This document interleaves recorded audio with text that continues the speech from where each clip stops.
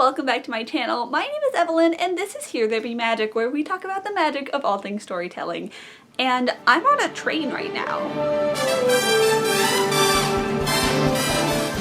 Well, not right now as in literally right now, but on the day that this video is scheduled to be posted, I will be on a train on my way to New York City. I'm filming this week and next week's video well ahead of schedules. That way I can have them edited and uploaded before I even begin my journey, which will take a little over a week. And of course I have a few videos I'm planning to film on the trip. More about that later. This is the first big solo trip I have ever planned. My friend Olivia will be joining me about halfway through, and we're meeting up with friends in New York as well, so I won't be by myself the entire time. But for 2 of the 4 legs of this journey, I will be by myself, which seems very life-changing, very main character of me, which means I've been gravitating recently toward books where the main character also goes on some sort of important life-changing journey. So of course that's what I'd like to share with you today, from magical quests to festival weekends to one very life-changing train trip. Here are 10 of my favorite travel books. First up we have People We Meet on Vacation by Emily Henry. Poppy and Alex were friends for a decade. Despite life pulling them apart, they always came back together for the trips they took every summer. Until 2 years ago, when everything fell apart, and they haven't spoken since. Now, stuck in a rut and determined to return to the last time in her life when she was happy, Poppy convinces Alex to go on one more vacation together. One last chance to make things right again. This book is a friends to lovers dream. It is hands down my favorite of Emily Henry's works and one of my favorite adult romances I've ever read. The narrative takes you back and forth between the vacation Poppy and Alex are on right now and all of their previous trips that they took together before their friendship fell apart, including the car share back from freshman year of college that sparked their friendship in the first place. So as you're watching them struggle to navigate things going wrong on this current trip, the 2 years that they spent apart, and the big incident that neither one of them wants to talk about that ruined their friendship, you're also watching their friendship build over the years. So it's like you're seeing them fall in love twice. And it's so good. The journey is heartbreaking and frustrating at times, but honestly so worth it in the end. Next we have Clap When You Land by Elizabeth Acevedo. This novel in verse follows Camino and Yahaira Rios, 2 sisters separated by an ocean and their father's secrets. Neither girl knows that the other exists until Poppy's plane goes down on the way to the Dominican Republic, and the secrets holding his double life together begin to unravel. This is such a brilliant, gorgeous, moving story. It had been on my TBR for a very long time, since before it released back in 2020, and I'd been putting it off because verse is not my thing. I'm not comfortable with it. I feel like I struggle to understand a lot of poetry and things in verse, and so I'm always intimidated by it, but this story, the heart and emotion behind it, really broke through that barrier for me. I actually picked this book up for this video because I realized I didn't have an airplane story on my list, and I read it in a day this morning. So I am still reeling from how beautiful and emotional this story is. And of course now I want to go and read Elizabeth Acevedo's entire body of work. I have heard nothing but good things about both The Poet X and With the Fire on High. I've just been too intimidated to read them because poetry is scary to me. I just looked it up and they are both available as ebooks through my library, and ebooks are going to be my savior on this trip, so I'll add them to my TBR, I guess. Next we have The Bone Houses by Emily Lloyd Jones. A gravedigger with the weight of her family on her shoulders and a mapmaker following the mysteries of his past journey together to find and destroy the mythical source of a curse that is causing the dead to rise. I am a fantasy girl at heart, so of course I was going to include a couple of quests in this video, and it was so difficult to narrow down which ones I wanted to include. One of my favorite things about this book is that it is a standalone fantasy, although Emily Lloyd Jones's upcoming The Drowned Woods is also set in this universe. The two stories are independent from each other. I am very excited to return to this world because it has very strong roots in Welsh mythology that just make it feel like walking through a fairy tale. This is just so gorgeous and magical and creepy. It's a little creepy, but in such a good way. And I love Rin and Ellis so much. They are one of my favorite underrated YA fantasy couples. And I think you'll love them too if you're like me and you enjoy reading about strong girls and the boys who are just happy to be there to support them as they kick ass. Next we have A Cuban Girl's Guide to Tea and Tomorrow by Laura Taylor Namey. A few months ago, Leela Reyes knew exactly what her path through life was. Move in with her best friend after graduation, take over as head baker at her beloved abuela's panaderia, and live happily ever after with her boyfriend in Miami. But that was before the trifecta took away her dreams one by one. Worried for her mental health, and despite her many protests, Leela's family sends her to Winchester, England, to spend 3 months recuperating under the watchful eye of family friends. And although England was never part of her plans, a charming inn and an even more charming boy start to win her over. This book is one of my favorite comfort reads. Picking it up is like pulling on the warmest, fuzziest of cardigans, a reference that you will get if you pick it up yourself. One of the most important things about a book where the main character journeys somewhere is being able to feel like you're there with them. And from sunny Miami to rainy England, I always felt like I could feel the setting, not only through the descriptions, but through the way that Leela falls in love with both places. I love a good, determined, driven main character, and even in the wake of her life falling apart, searching for answers and a path forward, Leela never lets go of the spirit and passion that drive her. It'll be difficult, but once she stops clinging so hard to the life she was hoping to live, the one that she actually starts living is so beautiful. Next we have Shipped by Angie Hockman. Henley Evans has dedicated her life to her career, taking night classes toward her MBA on top of her demanding day job as a marketing manager for a tropical cruise line. She does not have time for distractions like family or a dating life, but all of that hard work is about to pay off because she has been shortlisted for the promotion of her dreams.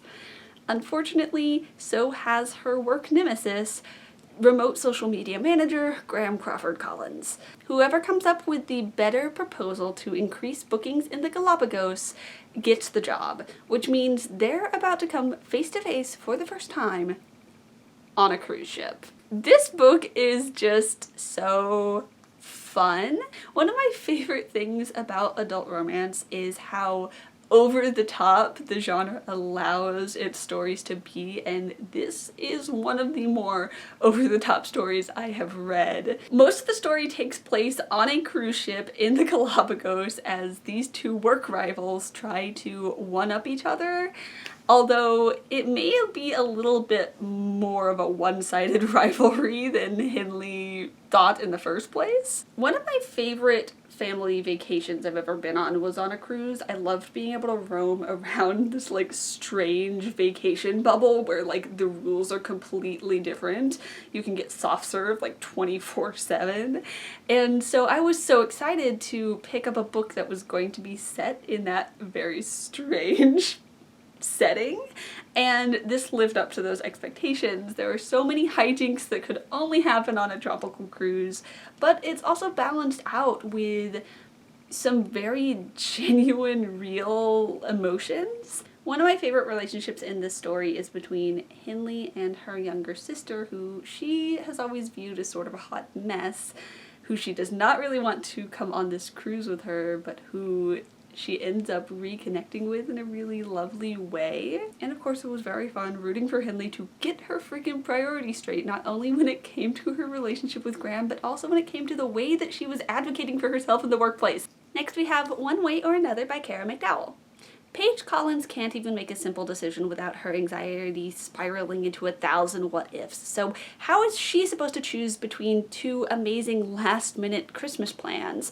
Should she go with her best friend and longtime crush Fitz to his family's cabin in the mountains, or accompany her mother to New York, a city they've both been dreaming of for forever? One choice splits her life into two very different paths, one that leads toward a city and a charming tour guide she could find herself falling for, and one that might lead toward happily ever after with Fitz, if she doesn't let her anxiety get in the way of either.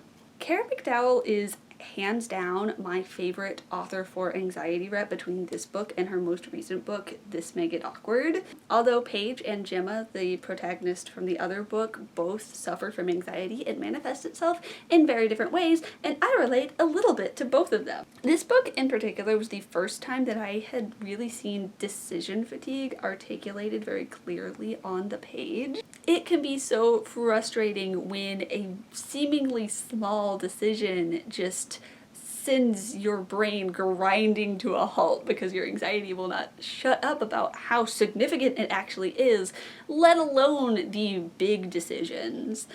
The time in my life when my anxiety was the worst was when I was applying to and having to choose what college I was going to go to. Oh my gosh, I just couldn't function.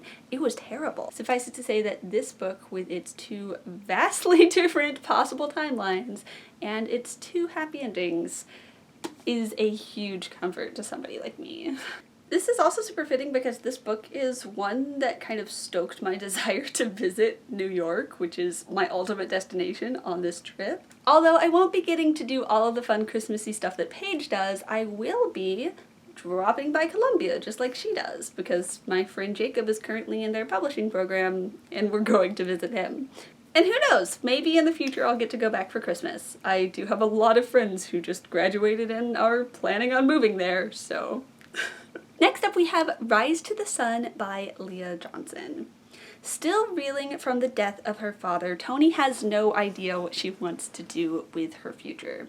She's hoping that by following in his footsteps and going to Farmland, the music festival he claims changed his life, she'll be able to find her own path forward. Olivia is hoping that a weekend at the festival with her best friend is going to be the perfect distraction from the fallout of a bad breakup that left her an outcast both at school and at home. But after their paths cross at the festival, they find themselves leaning on each other in unexpected ways when things get more complicated than either of them ever anticipated. This one comes with a huge content warning for guns and gun violence. It gets a little bit intense. I thought it was worth it in the end, but as always, you know your boundaries better than I do. Protect yourself. If there's one thing that Leah Johnson is good at, it's writing stories that, despite dealing with some of the shittiest circumstances that you could possibly imagine, are still filled to the brim with hope. If you're like me and you truly believe in the power of music, then I think you are going to love this book. Next, we have Shadow of the Fox by Julie Kagawa. Yumiko is a half-kitsune girl who's been raised by monks in a remote temple.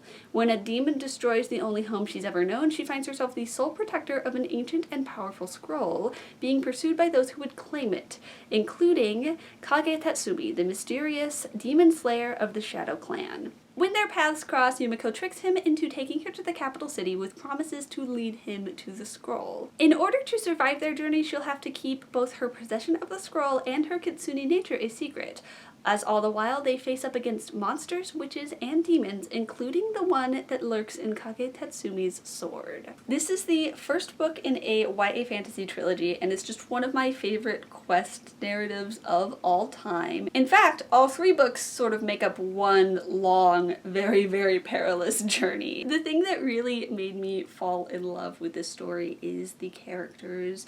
Of course, I love Yumiko and Tatsumi, especially their relationship with each other. Their dynamic is so good. He is this highly skilled, highly trained warrior who is supposed to be keeping her safe without getting too attached, because emotions are dangerous when your sword has a demon that wants to possess you in it. Meanwhile, Yumiko is so hard to keep safe because she doesn't know much about the way that the world works, and yet her tactic of befriend everybody if possible is possibly the only thing that keeps them alive the entire time. That plus her kitsune trickery and magic. Next up we have Geekerella by Ashley Poston. Stuck with her awful stepfamily after the death of her father, the only thing keeping Elle Whitaker connected to her parents is Starfield, the old sci-fi TV show that brought them together. In fact, they helped found ExcelsiCon, the largest fan convention for Starfield fans. When Elle learns that the first place prize for this year's cosplay contest includes tickets to the premiere of the upcoming Starfield movie in LA, she knows that this is her chance to get out. As a true Starfield fanboy, getting cast as Federation Prince Carmendor in the upcoming movie reboot should be a dream for Darian Freeman. But due to pressures from his emotionally distant manager of a father and his reputation as a teen drama heartthrob, the only time he gets to be his true geeky self is during his anonymous conversations with Elle. It'll take a cosplay ball, a pumpkin food truck, and a lot of fandom magic to get these two together. This is the first book in Ashley Poston's Once Upon a Con series, 3 fairy tale retellings that all center around Starfield, ExcelsiCon, and the cast of the movie reboots. This is, of course, a Cinderella retelling, and it's one of my favorite Cinderella retellings of ever. I love Elle and Darian so much. It's also one of the books that helps cement my very strong love for what I like to call identity shenanigans. Because throughout the book, due to sort of a strange texting mishap, these two are exchanging messages anonymously before they even meet at ExcelsiCon, and by the time their paths cross in real life, we as the readers all know that they are meant to be together. This is also the only book on this list where the method of transportation is pumpkin food truck. Last but certainly not least, we have Field Notes on Love by Jennifer E. Smith. Hugo is not looking forward to going to college, stuck in the same place as his 5 siblings for the next 4 years. But at least he has his last hurrah before college train trip across America with his girlfriend to look forward to, until she dumps him, that is, leaving him with a non-refundable, non-transferable ticket for Margaret Campbell. Margaret, May for short, Campbell is an aspiring filmmaker who failed to get into the film program of her dreams. When she finds Hugo's spare ticket offer online, it seems like fate. The train is the perfect way to get across country to her campus, and the perfect place to create a new film to prove that she actually does belong in the film program. If only she can figure out what was wrong with the first one. This book probably deserves a large amount of the credit for my upcoming trip even happening, because when I was first considering going to visit my friends this summer, I was like, I don't know if I can afford to fly there. And I probably would not have thought of the train if I didn't have like a very deep-seated love for this story. This book has one of the most deeply moving messages about love I have ever encountered in a story. And as a filmmaker and inspiring creative myself, I just love the way that it talks about creativity and human connection. It's just so good. In fact, I purchased this copy specifically to take with me on my trip so that I can annotate this book. It will be the first book in this collection of mine that I've ever annotated, the first book outside of high school English class I have ever annotated. I'm really excited about it, actually, and that's going to be one of the videos that I film while I'm on the trip, is a reading annotation vlog on the train. Alright, there you have it, 10 of my favorite travel books. If I have even a fraction of the life-changing experiences that any of these characters experience on their journeys, on my upcoming journey, I will be happy. If you like this video and you want to see more from my channel, including my upcoming reading vlog and New York shenanigans, remember to click that subscribe button. With that being said, my name is Evelyn. I post new videos every magical Monday, and I'll see you real soon. Bye-bye!